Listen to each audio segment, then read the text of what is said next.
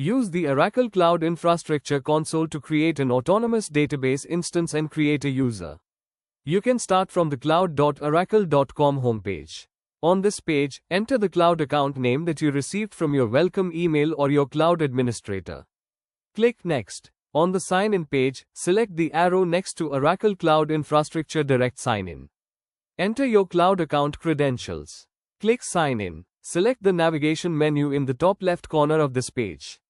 Click Oracle Database, and then click Autonomous Data Warehouse.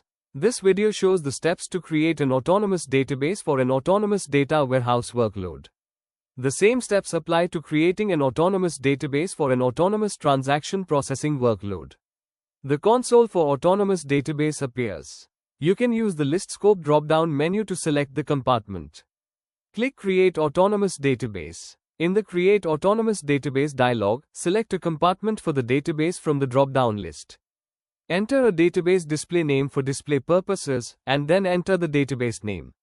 Choose the workload type. Autonomous Data Warehouse is automatically selected.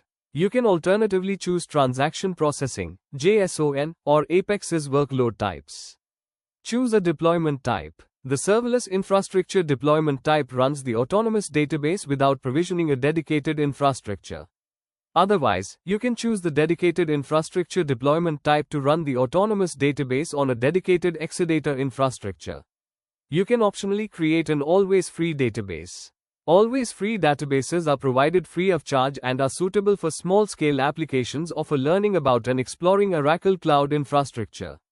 Choose the database version to use. Specify the number of CPUs for your service. Select your storage capacity in terabytes. If you select the auto-scaling option because your workload requires additional CPU and I/O resources, the database automatically uses the resources without any manual intervention required. Create an administrator password for the admin user of the service instance. By default, secure connections are allowed from all IP addresses. You can control and restrict access to your autonomous database by setting network access control lists. You can also choose to have mutual TLS enabled.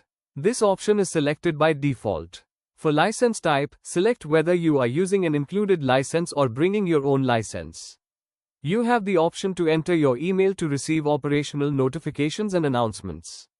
Click Create Autonomous Database. The Create Autonomous Database dialog closes. On the console, the state field indicates that the database is provisioning. When creation is completed, the state field changes from provisioning to available. This is the Autonomous Database Details page. Click Database Actions. This will open a new tab in your browser where you can perform a variety of actions concerning your database. Click SQL to go to the SQL Worksheet.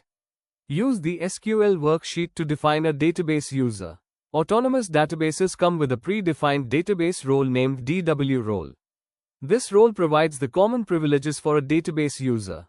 For detailed steps on performing the example shown